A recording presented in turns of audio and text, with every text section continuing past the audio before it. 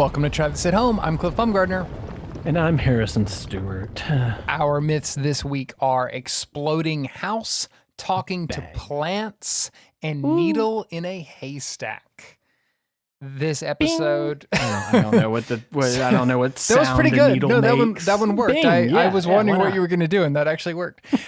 This episode originally aired November 21st, 2004. It was produced, which we also think means directed, by Andrew Farrell.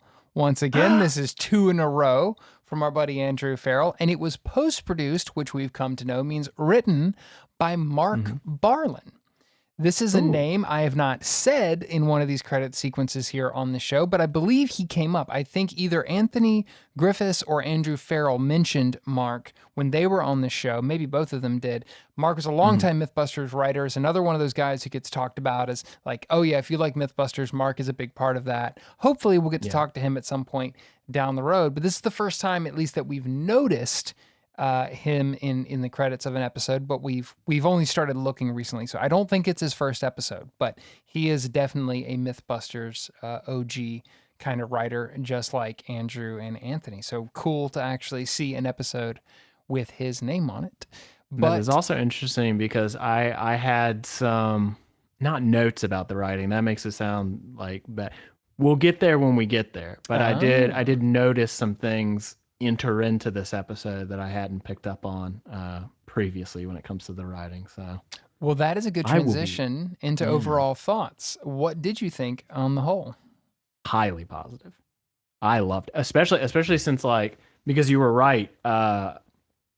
Amazon or Max or who I think it's on Max had it as just exploding house. Now that is certainly the headline, but quite frankly, all three of these myths are absolutely delightful for markedly different reasons as well. Totally. Which is always super fascinating. But I mean, what similar to the last build competition, this episode kind of has everything. Yeah. We get a wild explosion, possibly one of the wildest we've had.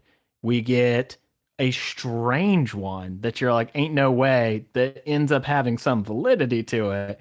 And then we get one that is, them competing against one another in super fun ways, bringing their own novel, insane ideas to the table, testing them out, going at it. This episode had everything. I think this one unseated the last competition for my favorite one of the season so far. Really? Well, you're loving the competitions. Maybe that's a thing for you. I think it's right.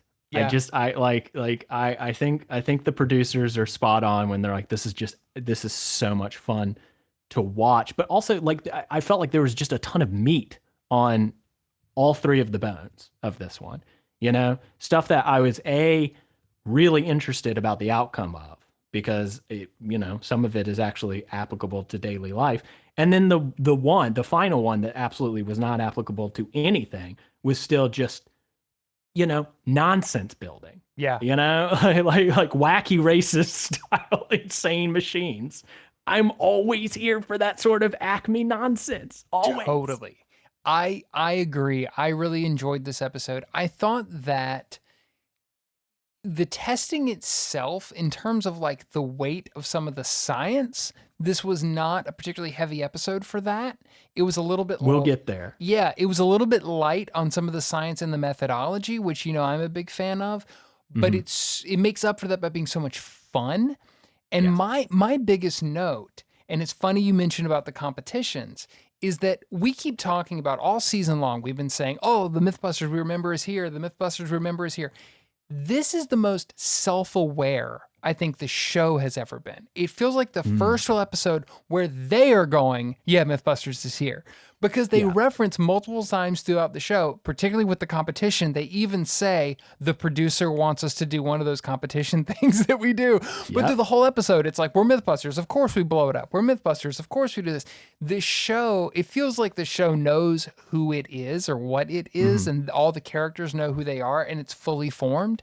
And I had that thought while I was watching it, and then once I saw Andrew's name in the credits, I had an interesting thought, and I would love to get your take on this.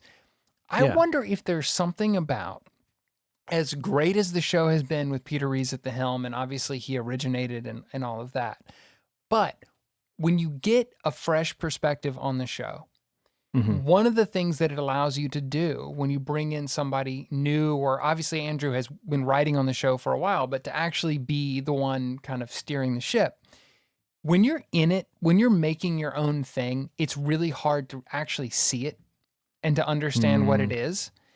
Yeah. An outside Because you're in the thick of it. Because you're in the thick of it, you're too close to it, and what the show is to you is very different to what it might be to an audience. But now you've got somebody else coming into the driver's seat who has been seeing the show evolve, has been part of the show evolving, but hasn't been the boots on the ground person, and can now come in and go, oh, let's make Mythbusters. I know what this is. And so I really wonder if that fresh perspective is part of why the show is really defining itself now. And this episode felt like it just kicked that door wide open to me. I absolutely agree. I mean, like you're right. I do feel like it's almost a boy who cried Mythbusters is here is how I feel this podcast is trending, because like it is getting closer, but there is definitely, you can tell that somebody was watching it as an audience member. Yeah. As somebody who is like, all of the pieces are here. We just need to slightly rearrange these. We need to amp up this, taper down on that, and then we'll meet somewhere in the middle where we are running the full gamut of letting Adam and Jamie be their fascinating selves, letting the build team do something super weird and awesome and interesting, and then blowing stuff the hell up. Myth 1, Exploding House, also in the episode just called Bug Bomb. So this is a story about a family who is living in a 500 square foot house. And yes, the 500 square feet becomes important because they had a bug issue and they wanted to use bug bombs, bug foggers, whatever you want to call them, the canned aerosol bug sprays that you leave in your house to treat and kill the bugs.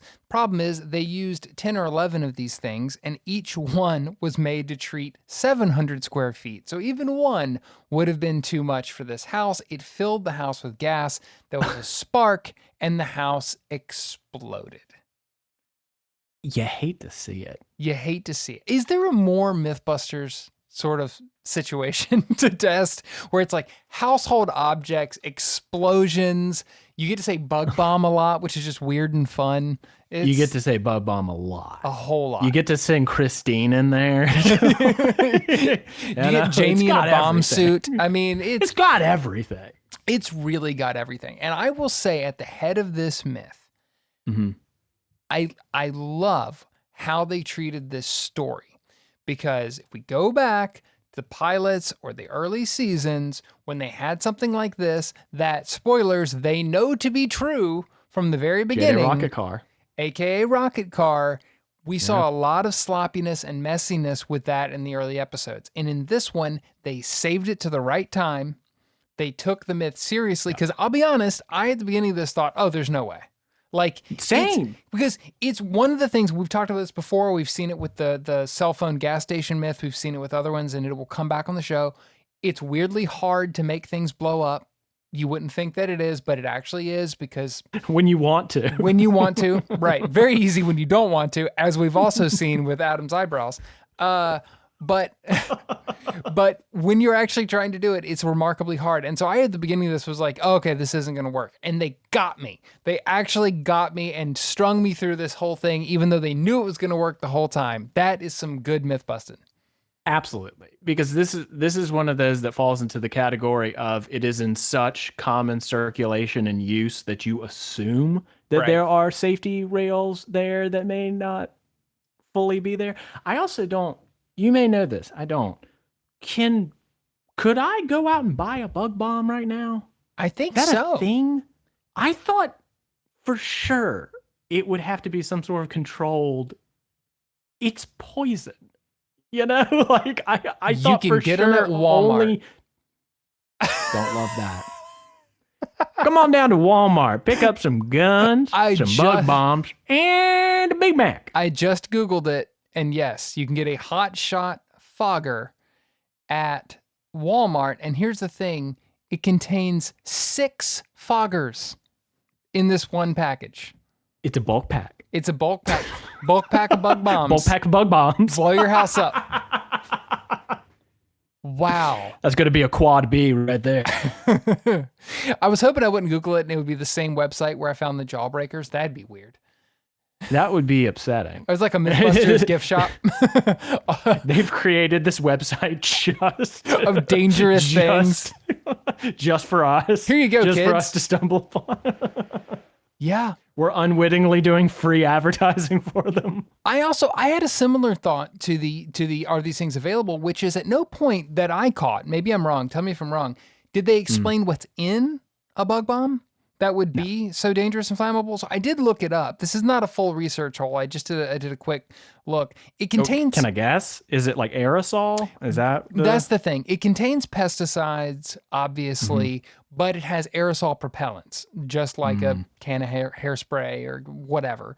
That I would assume is what's doing the explosive lifting here is the fact that you're basically, I mean, you know, if you've ever you've seen videos or whatever of people taking hairspray and holding it up to a lighter, you can see the kind of flame that thing makes. These bug foggers, the aerosol, you hit one button and it's just shooting out. Like it's nonstop. It's not. So I would think that is going to be the culprit for what makes this so dangerous. I would agree. But also, I mean, like with hairspray, I don't think you can get an explosion like this. Can you? If you filled don't try enough, it. Don't try it. Don't try it. Listener, do not try this at home. Despite the name of our show, don't try this. Regretting the name of our show at this exact moment. No, but I would think if you there's a weird that just like hit a weird part of my brain that we might see that on Mythbusters at some point. But I imagine if you filled enough of an area with it, right? It could be.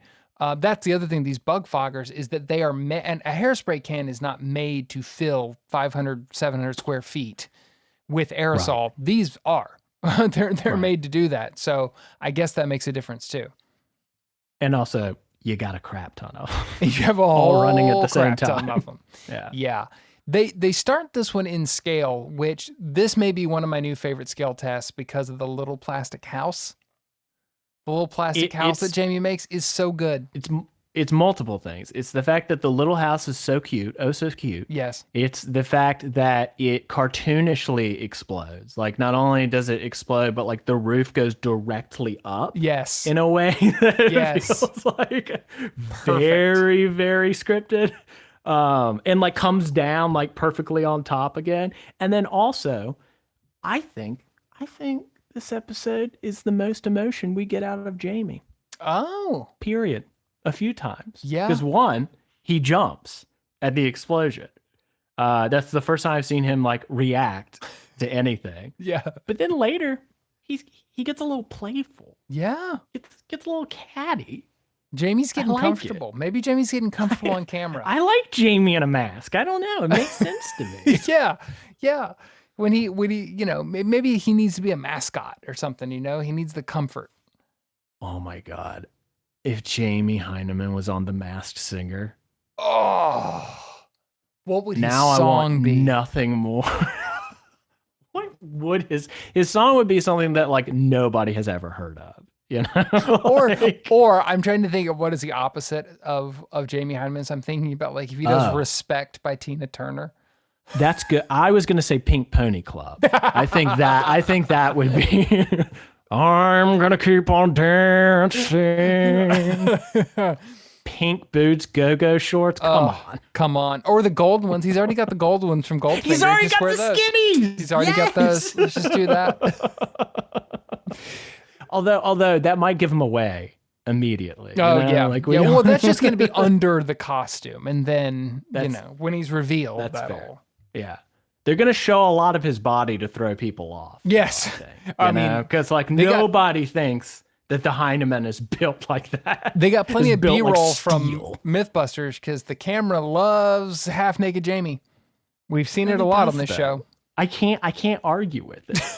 The camera also loves so what I was referring to earlier where some kind of differences in writing this time. Did it feel to you like they were being fed more lines this time than previously? It comes up a Not that bit I more noticed. in the next myth, but first of all, there was a phrase that appeared 4 or 5 times, which is it's not it's I'm good with that. It's common enough that I don't, Yeah. I'm not putting too much weight in it on it.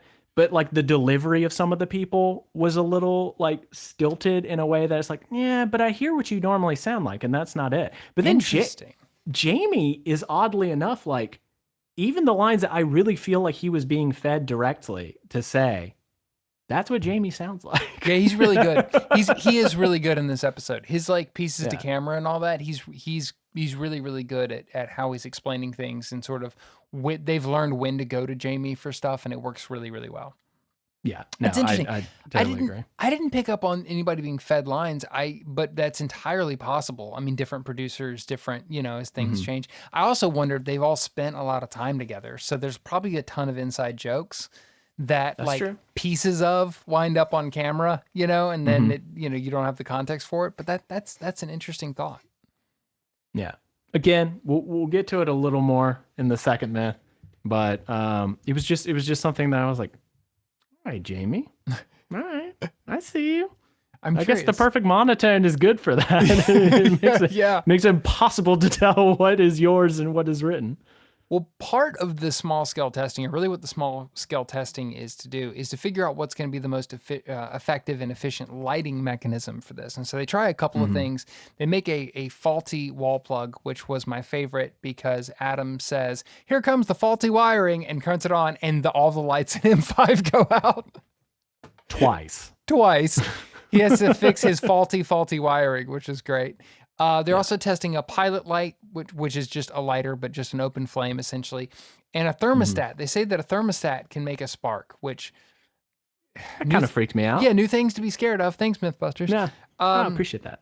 And they end up finding that it is quite easy to ignite one of these bug bombs in a confined space. Like you said, it blows the top right off of the house. That's one of my new favorite high speed shots of the woomph and the I almost said lid because it kind of is, but the roof lifting up off the house. Thank you for bringing that up. I meant to point that out. This is the highest quality high-speed camera I think we've seen thus far. That's a great, that's a really good there point. was even the last one that I can recall was in Elevator Drop, and that one was really good. But this is the first time where we see that real smooth frame rate. Yeah, where like the billowing of the individual flames is like in full view. I mean, it's just gorgeous. It's really cool. It is really cool. It is cool to see them getting better and more sophisticated with things that we've already seen happen, like explosive gas in a box, which led, as I said earlier, to the famous, am I missing an eyebrow moment? They've gotten a lot better at a lot of that, except for the fact that as they're doing this, the explosive house is inside the shop and Adam and Jamie are standing outside of the shop. Doesn't make a lot of sense. I'd reverse, I'd go the, Yeah, probably. Yeah, probably. That seems. Well, you want the explosion to not be near paper, ideally. Yeah. Ideally. Yeah. But but I'm not a scientist. I mean, we're testing a myth called exploding house. Let's put it inside. What could go wrong? That's not like the whole concept that we're testing here or anything. Exploding M5. Exploding M5. Good Lord. Typically on the show, we've gotten to the point where we don't go by like the flow of the show and commercial breaks and all that kind of stuff. But I made one note that I specifically wanted to mention. There's a point where they go to a commercial break and they're actually in a later myth. And I think they come back to this myth out of commercial break. And they have some old commercials about like bug bombs and bug traps and stuff to introduce this concept of, they've done that before with like old timey footage. This is like 50s-esque, 60s kind of television commercials. Yeah, like animated and stuff. Did you catch who the first person was in one of those ads? No. The first person, this woman talking to the camera, is the actress Doris Roberts, who most of us would know from Everybody Loves Raymond. She was the mom, Raymond's mom on Everybody Loves Raymond, and I always think of her from National Lampoon's Christmas Vacation. She's Same. That's, she's the Clark's. she's I guess, like the forgetful aunt or whatever. I think the mother-in-law. Who's like always drunk throughout the movie or whatever. Yes. Okay. Got it. I would not have caught this except when I was prepping this episode. I went on IMDb and she was listed in the credits for this episode, and I could not get my head wrapped around how Doris Roberts is on Mythbusters. Like, what could they possibly be testing that she would show up? But she was this. But does everybody really love Raymond? Today on Mythbusters. Can you really put that many Christmas lights on a house? Well, I just don't think that's going to work at all. Why would anybody love him? Adam's like, I do. Yeah. I wonder if they had to pay for her to be in the episode. I don't know. They might not have even known. Like, that's like stock footage, archive kind of stuff, that could have gotten grabbed at some point. But yeah, how cool. I could not picture how Doris Roberts was going to be on Mythbusters. If you had told me that she was on Mythbusters at some point, I would have thought that was a joke. But no, that's pretty cool. I also, speaking of the little animated commercials, I loved the Roach Motel. That was sublime. So good. It's a little box with presumably some poison and food in it, and the roaches. The couple where the guy's like, "We're gonna send them to a hotel." That was weird. He was too into that. He was really into that, and also his delivery. It's like, "We're gonna send them to a hotel. You know what happens there at hotels? That's right. You get bombed." Not where I thought you were going with that. Not where I thought that was headed. And they do the slow push in on the woman in that scene, just being like, a hotel. It's very what? Yeah, I love old timey commercials like that. It's so good. They're great. I have throughout my entire life, but particularly doing this show, I have wanted to be the Mythbusters many times. We've talked about this. There's certain things that they've gotten to do on this show that I just think would be so much fun. This may be one of the most fun conceptual things. That they got an entire house to do whatever they want with. This is pretty cool. Yeah. They have to find an actual house to blow up. They breeze by this, by the way, that they say they got it from NASA. Did you catch that? NASA comes up twiise in this episode. Right? And they never explain it. They never pause. They never explain what NASA wants. Is NASA sending a house to space now? Yeah. This is news to me. Why? Yeah. Why NASA? This comes up twice and they never, you pause for NASA. That feels like an important thing. You can't just tease that and move on. I would have loved to. I mean, I'm sure the answer is not terribly interesting, Probably, or else they would have mentioned it. But it is very funny to imagine them going to NASA and being like, "Oh, you got to get rid of this house. What if bug bomb? That what? Bug bomb? I don't. Fine, sure, whatever. Yeah, we're NASA. We're busy, man. We blow stuff up all the time. Your little bug bomb ignition is not impressive to us. Have you seen our rocket boosters? Yeah. Call us back when you can send bug bombs to space. Then we can talk. Yeah. Yeah. I just had that thought of like, man, like there's something in me like a kid, like good. If you're a kid, like if you played paintball or airsoft or whatever as a kid, the notion of having a real house to do something like that in seems so much fun. And in this case, it's like, oh yeah, blow it up. We don't care. It seems so cool. It is also kind of sad watching this in 2025. And you're like, we just had houses to blow up. Yeah. What a world. What a world. We just had entire houses we could bug bomb to death. I did have that thought at one point. I think Jamie is like, well, it's not the biggest house in the world, but it'll do. And I was like, that looks spacious. What are you talking about? I'll take it. I'll take it. Come on, man. Wow. I'll live on a NASA compound. Why not? Yeah, there are some desperate millennials out there who are like, I'll take it after you blow it up. I don't give it. I like whatever. Sounds great. House the Mythbusters ruined. I'll take that. Why? Yeah, might as well. I wonder.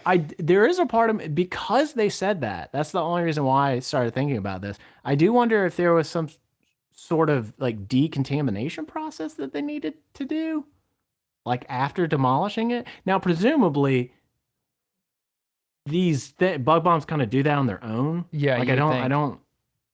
It'd be really weird if they're like, buy this product and get 50 years of Chernobyl in the product. Like, I doubt it lingers. It's got to go away on its own, but it's still just like, we need this land. What are you guys gonna do? Blow it up with poison. That's cool, right? The place you guys are about to do space science? Yeah, we're just gonna blow it up with poison. Don't even worry about it, my guy. Don't even worry about it. Yeah, we're just gonna do a little 3 Mile Island. Leave us alone. What's the problem? Whatever. No A big little deal. bit. It's gonna be fine. We're just gonna test nukes out here. Whatever. It's fine. Handheld little bug bomb nukes. It's coming up. It's got to be coming up. Oh, They're gonna yeah. make a real life fat man on. It was a Fallout reference, not a. Somebody out there is going to love it. There's gonna be one person in our audience that's just like, hell yeah, Fallout reference. Yeah. Oh man, their first It's test. me. I'm the one listening. Well, hey, some things we do for us. I make Wayside School references that are only for me, and a lot of other references that are only Not for even me. for me. Not even for the other person on the show. Nah. You can have your Fallout and your James Bond if that's what makes you happy. You could pry them from my cold dead hands, Bumgardner. Oh man. So the initial test, they used 12 bug bombs and set off their igniters, and it doesn't blow up the house. And this is at this point, like I was thinking, like, oh, they say that they need to persuade it to blow up is the phrase that they use, and I was like, oh, okay, this is where we go Mythbusters crazy, and they just basically like put a C4 or something. This is where it goes nuts. Yeah. But they didn't. They just used a bigger flame, and they had more bug bombs in the house, and this was really interesting as they're filling the house and they're making it more dangerous. This is when they chose to cut to news footage of a house that had actually been blown up by bug bombs. Mm-hmm. And they start to talk about the fact this isn't actually a myth. This happens. This is a known thing that happens. They then cut back and they show the house actually igniting. So effective. We talked about this at the beginning. We've seen things like this before where they have evidence, they know that it's real, they're withholding that, and the timing of when to give you that information is so important to the story, and it worked perfectly here, I thought.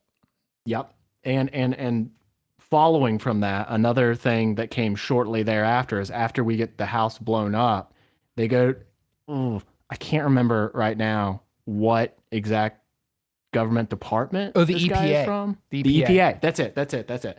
Thank you.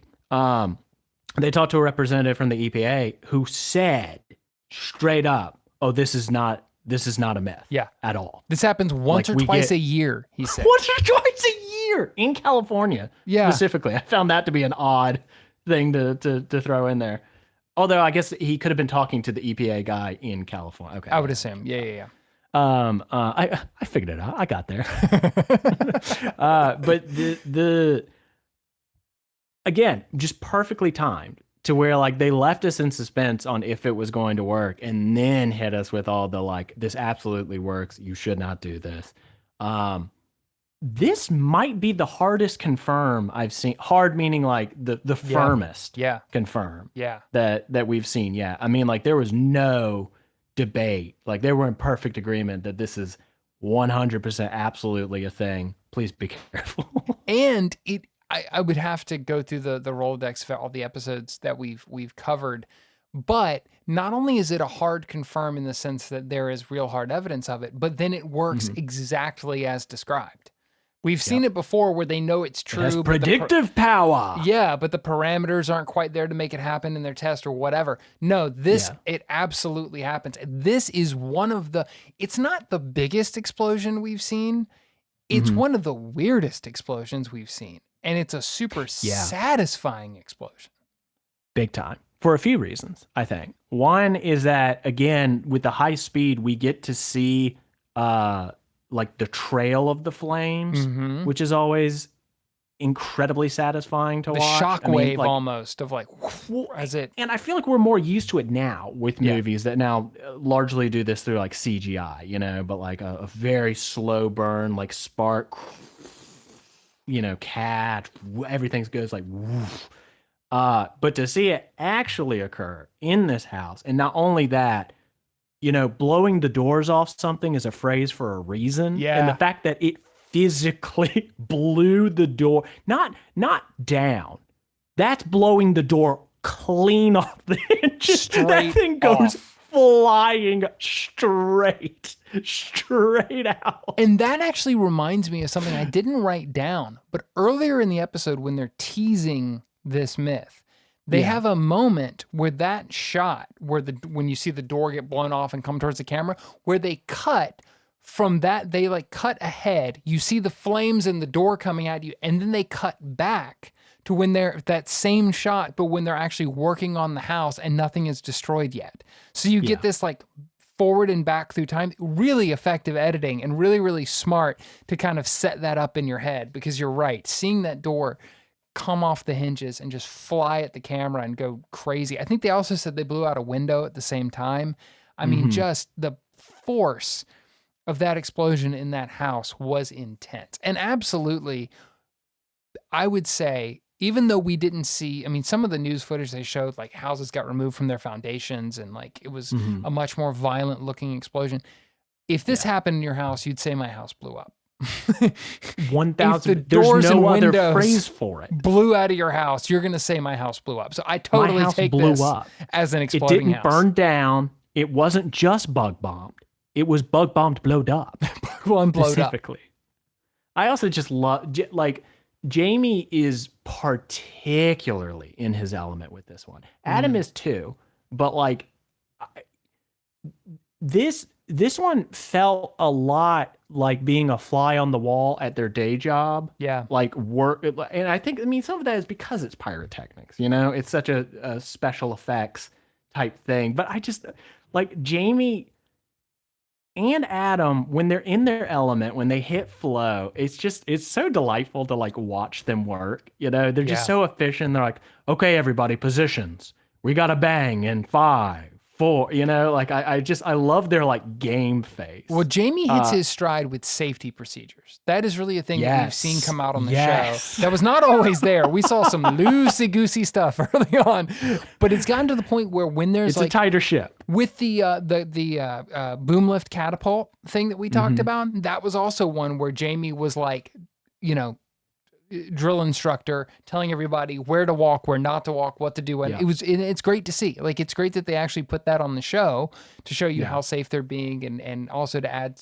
you know, kind of to the stakes and the danger of it. But you're right. In this one, he was on it, and he seemed like he was right where he wanted to be with this myth. It was Which really is cool. odd because like just a few minutes prior, we had seen him be probably the goofiest and most animated that we've ever seen him. In the fire Which suit, is like dancing around. Yeah, when he was in the fire suit, he was dancing. Yeah. Not a little either, but just like a big dance and kind of like punching at him. And it was really funny that the second they took it off, he just went mute. Yep. Again, I was like, okay, so he knows. There's definitely a big part of him that knows and is like playing up the character aspects of this, which I don't know. I found that just, it's a great myth. Well, have you also noticed? It's a great myth. We've seen the fire suit, that like fire bomb suit thing several times this season. Never necessary.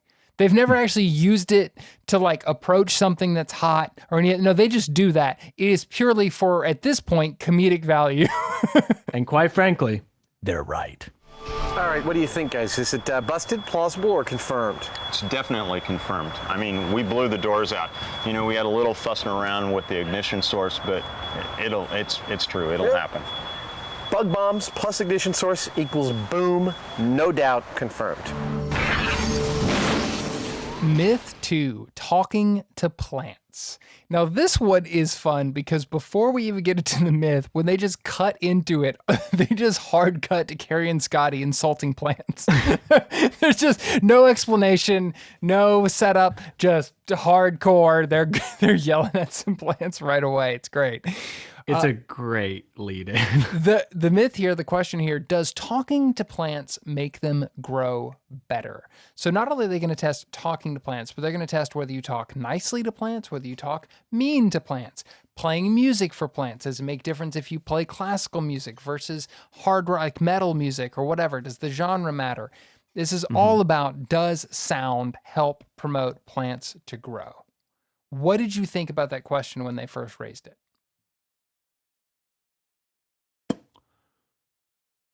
You markedly different things than I did after they quote unquote answered it. Mm-hmm. Like that was the interesting thing, is that at the outset of this, I ended up in a very different spot where I wasn't interested in it because I thought that's nonsense. Like that is just straight up not even worth any of y'all's time. It's stupid. And Cliff, buddy, I love stupid. But I was just like, there, if the possibility of it being confirmed is like 5%, Yeah. why do this? But then at the end, I didn't feel like they gave me enough. Yeah. Where I was like, no, you cannot leave me on that note. And I'm calling it right now. I really think this one's going to be revisited. I really do. Not only because there are a few things that go a little awry, but again, you're left at the end of this one like, wait, what? Yeah, wait, what? You gonna explain that a little? No? Okay. Myth. All right. What did you think? What did you think? I'm right there with you. I was, at the beginning of this myth, I agreed wholeheartedly with Carrie when she called it. I think the idea of talking to your plants is some foolish, hippie, crystal gripping nonsense, and it absolutely has no effect on your plants. Magnificent. No notes, Carrie Byron. Brilliantly worded. And like the economy of language involved as well. I mean, just clearly had that in the tank. Word. Yes. She clearly, like, you can see, I don't think this is a line that was fed to her, because if you look at her face while she's saying it, she means every word. Yep. And had this locked and loaded and ready for bear. And is a little mad at it. Yeah, exactly. I feel, which I connected with, because I was also like, this is stupid. Like, why are we doing this? But so I believe Scotty they frame it. I mean, of course, I don't know, but they frame it in a way as if Scotty is the one that brought this to them and was like, this is something that I think there might be something to. Let's test it. Because it felt like her setup for it did feel pretty scripted. And again, that's not like, she doesn't need to be a good actor. That's not necessary to this particular job necessarily. Yeah. But I just, I don't know. I found it interesting that she did seem to have a script for this one.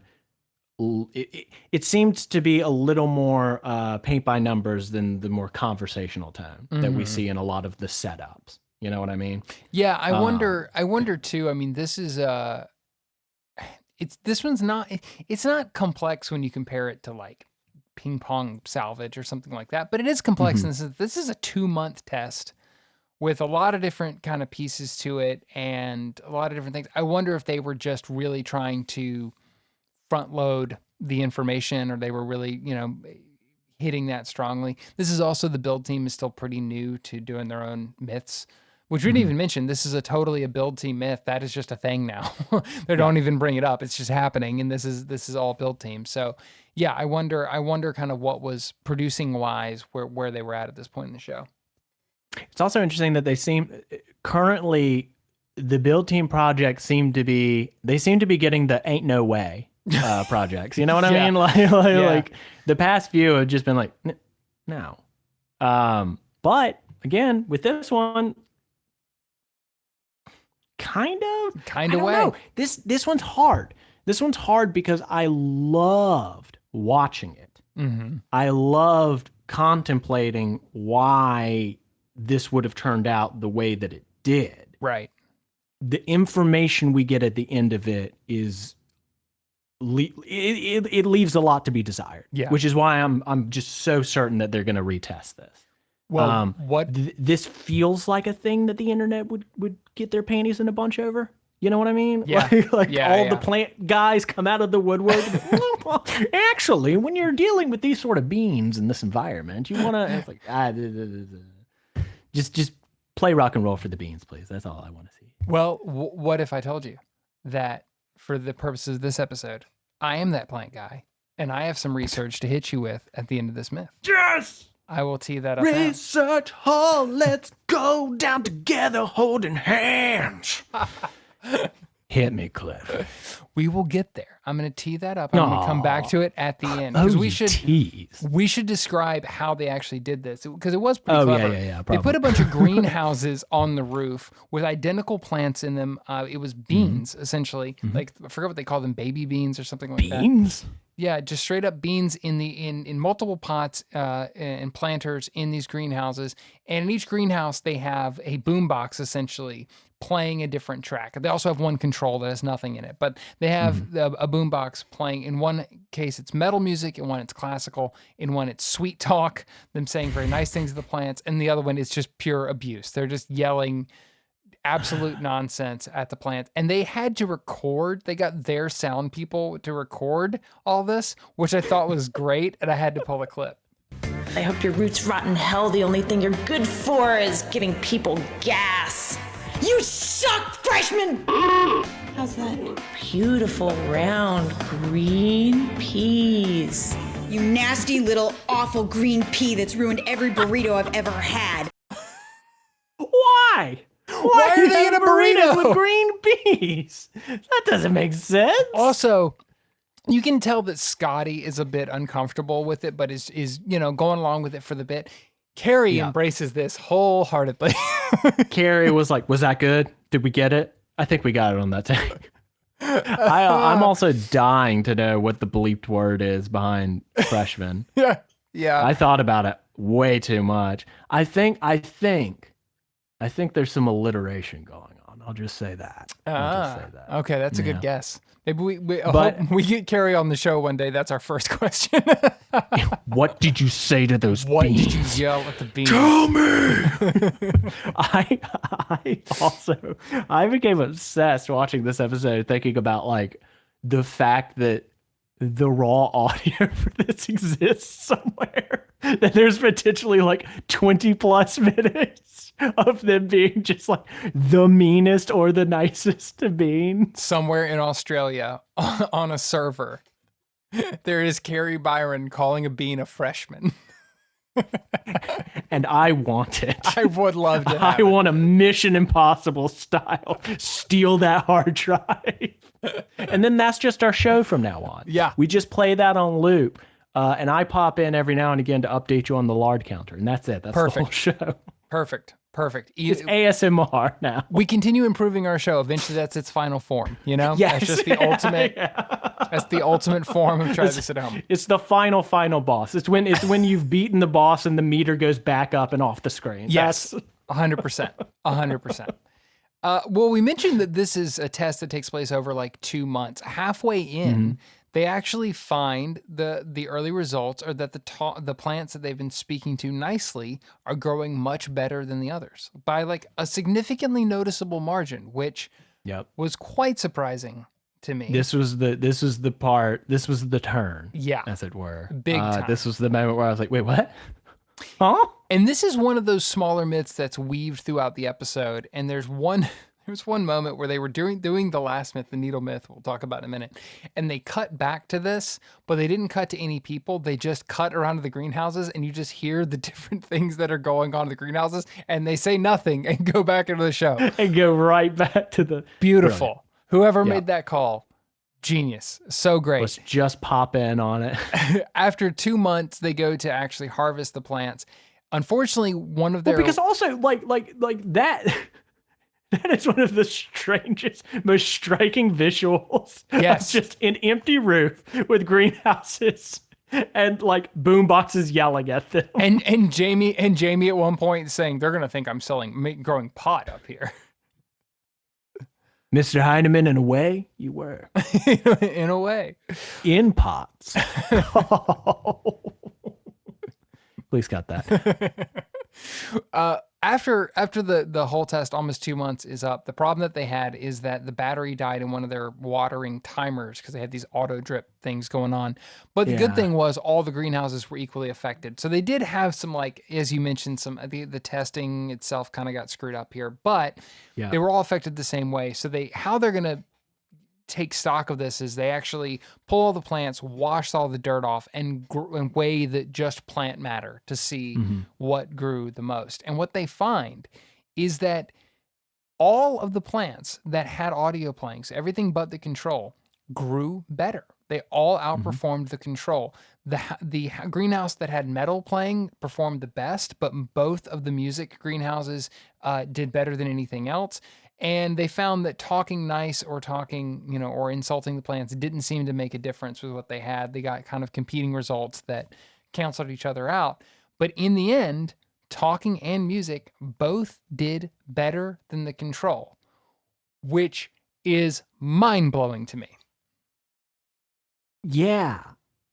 Because again, like I wasn't that interested in the initial question because it was about the niceness of the dialogue, which Right. like under Right. what circumstances would that matter? Like that I mean, maybe if you're talking to Swamp Thing, you might want to be a bit nice about it. But Yeah. besides that, Fair.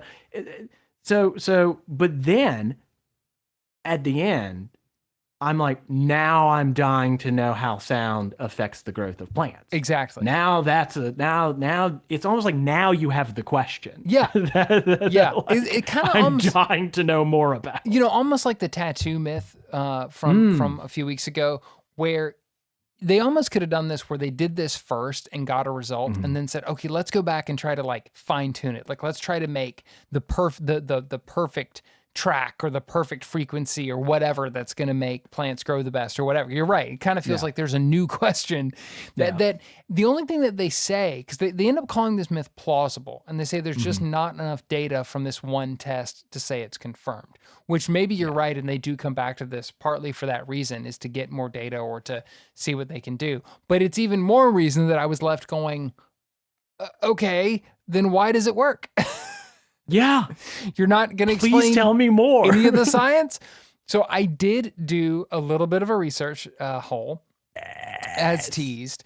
And I was worried at first. The first couple articles I found were very much like, tomsgreenthumb.blogspot.com or whatever. And I was like, okay, I Don't you come for Tom's Green Thumb. but Great blog. I found an article from The Guardian.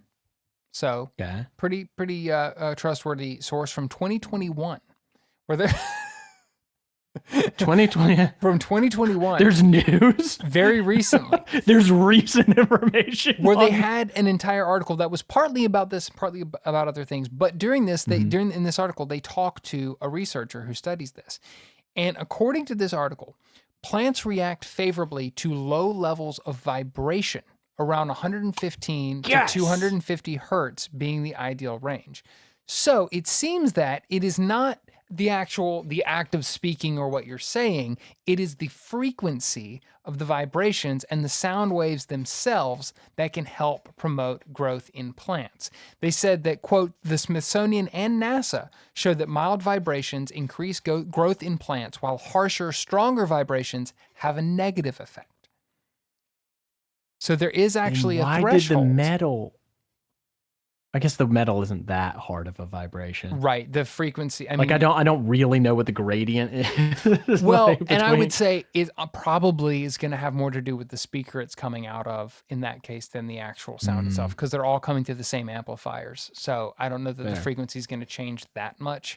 Maybe a Yeah. little bit, but probably not a whole lot. But yeah, so there does seem to be actual science about this, and it's not what you would think. It's not actually the talking or what you're saying or whatever, but Right. it is the vibrations themselves. And the article also went into the fact that they actually encourage people to talk to plants because not only can it potentially be good for the plant, it can be good for the person. This was during Now that I can see. this was 2021. This was still during Now that I can definitely see. lockdowns and things like that. And so they were encouraging, hey, having plants around is good for you physically, it's good for you mentally, and you may be good for the plant. So all the way around, pretty cool result. But why? But I still want to know why the vibrations. I don't know. I'll do a research hole. We'll do a revisit. How about that? Ooh. Sweet, wonderful, kind. I really wanted to hear Jamie do this one. I really wanted to hear, "You are the most beautiful plant I've ever seen. I love you." Myth 3, needle in a haystack. Now this is I very like this one. This is very different, and they even say at the beginning this is a different kind of myth for them, which is again goes to that self-awareness that I was talking about earlier, that they want to investigate not just myths or testable questions, but to investigate old adages and sayings. And the way that Adam sets this one up is saying, can we use modern technology to render this old phrase meaningless? Which I thought was an interesting way to set this up because, as we'll see, by the end of this, there's no result. It comes down to we're going to make a competition out of, we're going to make a building competition out of a phrase that everybody knows, and that's really all there is no to this. confirmed or No, like, yeah. they're not actually testing for anything. So they did have to. I thought it was good that they set this up that way. But yeah, so this is the classic story we've all heard a million times that it's difficult to find a needle in a haystack, and they're actually going to try to do it. Pretty with fun. different types of needles. Different types of needles, different. So they two things that they go into here. One, they say they're going to go to, as Jamie calls it, a hay store, also known as a farm. You know the one. Where they talk about the difference between hay and straw. Blew my mind. Yep, had no idea that there was one.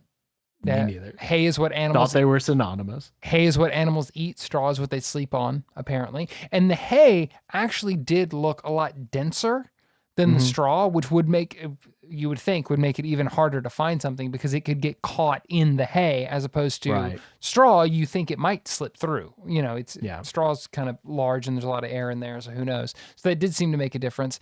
Then the other cool thing is you mentioned they got two different types of needles. They got steel needles, which we all, you know, is what we would regularly think of as a needle, but also bone needles, which adds the complication that they can't just use magnets to try to find them, which I thought was a nice way to level up the competition a little bit. But yeah, I like that they had both, you know? Yeah, they each had both. I would have been tempted to say, magnets are cheating, therefore we're not going to do the metal at all. But I like that they tested for both the metal and the bone. That made it not only more interesting, but it really brought things down to the wire. They made it a lot. They did a lot of things to make it harder on themselves. Like they made this by the end, this whole test looks miserable. Like it's great television, but God, it looks like it was awful to do. And yeah, that's the They're setup. all visibly exhausted by the end of it. Because what it comes down to, as we mentioned, is a competition. So Jamie's going to build a rig. Adam is going to build a rig. It's another one of those classic setups that we love. And you get everything that you want. Like you can look at their individual rigs and know who did it. Like it's just a reflection of their brains once again on camera. We've seen that multiple times this season and it's awesome. I'm going to disagree with you on that one. Really? Okay. I really am, because I think that I almost felt like they were flipped, where it was Jamie's this time that had multiple elements to it and was kind of high concept and all of that. And I thought Adam's was the more like, oh, wow, that's beautifully simple, actually. Like I both of them were very smart. I found Adam's to be brilliant this time. Just like a stroke of like, oh, dang. I never even thought about using the buoyancy of hay as a separating factor. Like that's really smart. That is fair. His method was the contraption itself is big and painted red, and it has a name. You're right. Whereas Jamie's is a long, sleek tube. You know, that's more what I was responding to, but you're right. Okay. I'm gonna withdraw. You're spot on. On method, Adam, even Jamie even says early on, like, oh, I think Adam has this cracked, because Adam, like you said, his rig is essentially a paddle wheel system to sort the hay through water with he at least in his mock-up, you don't really see this in the full scale, but in his mock-up, he has a clear bottom to the machine, to the trough essentially that they're doing this in, so that he can look up and see if there's a needle in there, which is also a pretty clever idea. I thought that was brilliant. Jamie's is a long tube that is rotating with magnets on the inside and also slits to potentially let the needle come out. And then at the end, they're collecting the hay and Like actually spiraling slits. yeah, and at the end they collect the hay and actually burn it so they can, which the bone and the steel is not going to burn. So he kind of has two different methods in there for being able to sort through the hay as quickly as possible. So interesting setups, which is really funny because Jamie frames that as like a fail safe. Yeah, I couldn't stop thinking about.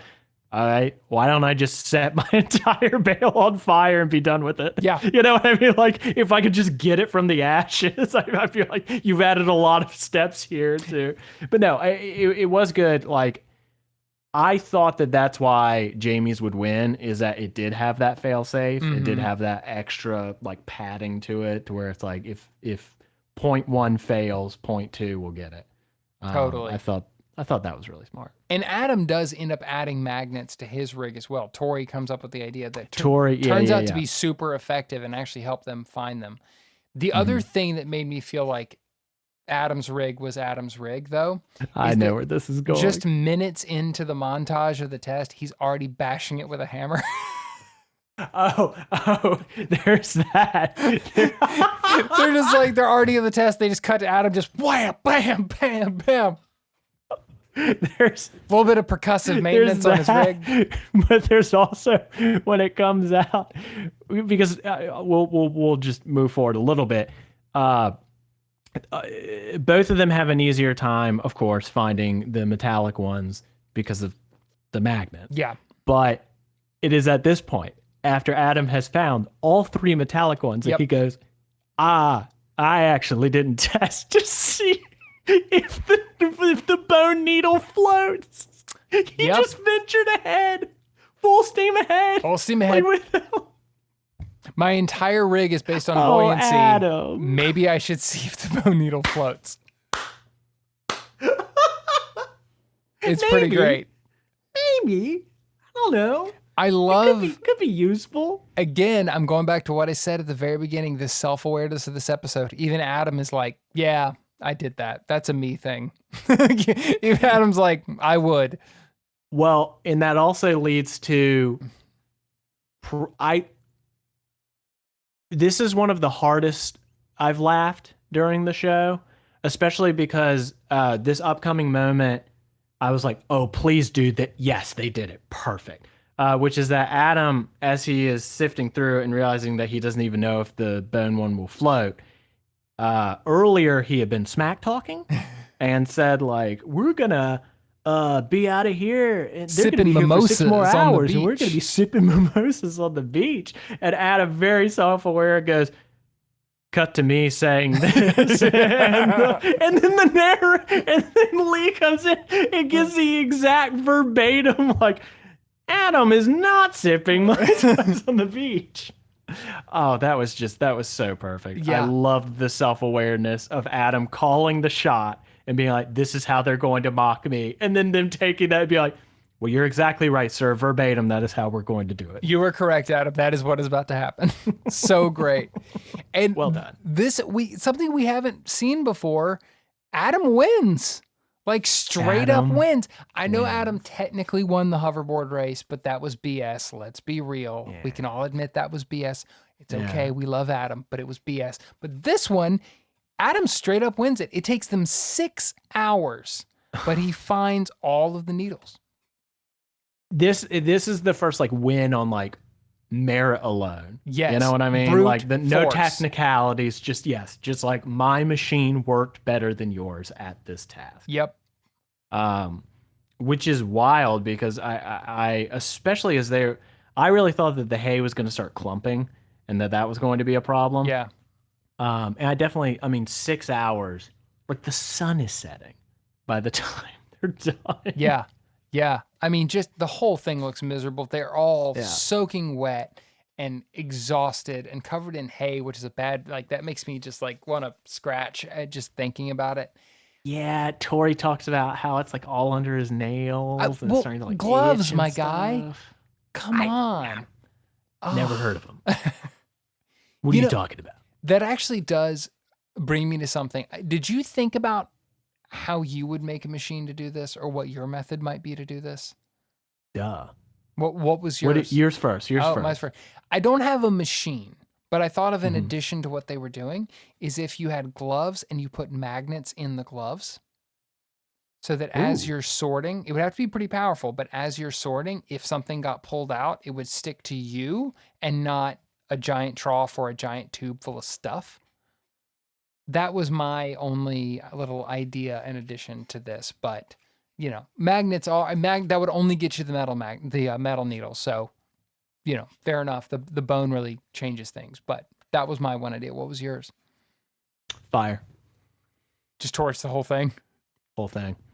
Technically, the invention, I suppose, is a flamethrower. That's the machine that they already have one. It's in Jamie's office. We know this. I know. Just build another. Like, all right, let's do this. Yeah, the fire didn't really come into play with Jamie's rig that much, did it? In terms of actually finding something.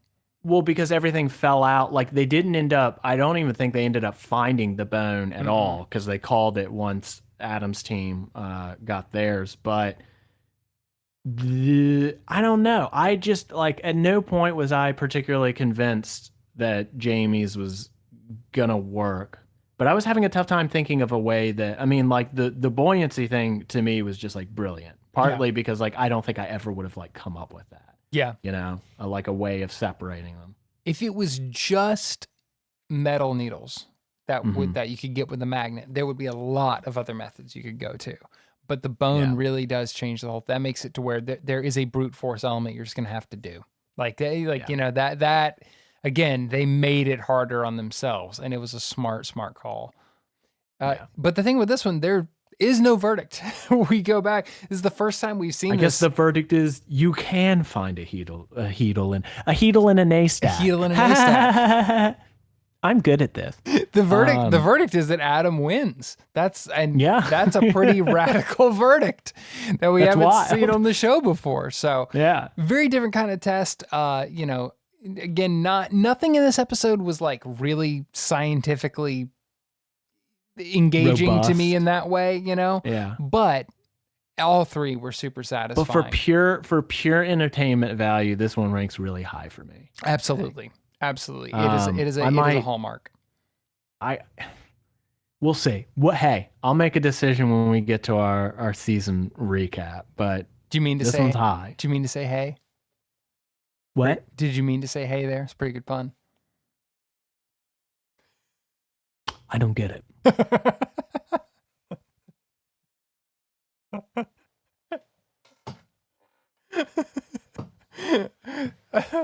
I can't tell if you're serious. What's hay? Cliff, hay is what horses eat. Okay. Fair enough. Do you remember that? Do you remember that weird period where adults were convinced that hay was a disrespectful term? Yes. They were trying to get us not to say it. Yeah. So glad that went away. I know. Everything I'm thinking of is way too political for make a joke out of. So instead, I'm going to say thank you for listening to our episode this week. Yeah. Hopefully you got whatever weird pun Cliff was trying to land. Who knows? You think we'd be better at this? It was on him. It was all me. Yeah. We hope you'll join us next week. Our episode will be Ming Dynasty Astronaut. I saw that in because it was playing next. I was like, ooh. It sounds like we're getting some rockets, maybe. That's what it seems like to me. That's right. That is gonna be really fun. We hope you guys maybe get into some ancient aliens. Yeah. Who knows? Crossover with History Channel. We'll see. Crossover episode with Alexis Tsoukalis. Yeah, exactly. Yeah. Well, we hope you guys will listen. We'll watch that episode rather. And while you're online trying to find it, be sure to drop us a rating or a review wherever you listen to the show. 4 big old stars at least. It really does help us out and help folks find the show. So we always appreciate it. And watch ahead, and we will be back next week to break it down. But until then, thanks for listening. Bye-bye, bubbies. Try This at Home is produced by Slugline Media. The show is written, hosted, edited, and shot onto the internet by Cliff Bumgardner and Harrison Stewart. Our music is by the mysterious Breakmaster Cylinder. You can follow the show on Instagram at trythispod or email us trythisathomepod@gmail.com.